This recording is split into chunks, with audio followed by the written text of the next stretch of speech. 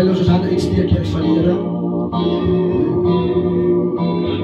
Annie Maria Bons, ek sal vir jou regter oorlel tot gehoorsaamheid, sodat jy altyd die stem van God sal hoor.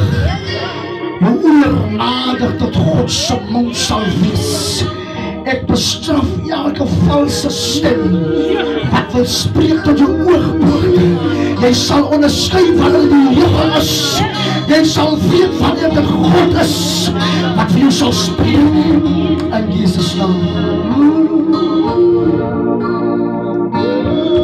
Ek sal vir jou regtig dink tot bereidheid, tot regverdigheid, sodat oor van jy gaan die regverdigheid van jou salwing geopenbaar sal word in Jesus naam. Ek sal vir jou regte voet tot bereidheid. Jy sal nooit moeg word nie.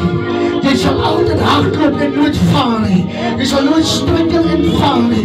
Jy sal staande bly in die velste van die vyand.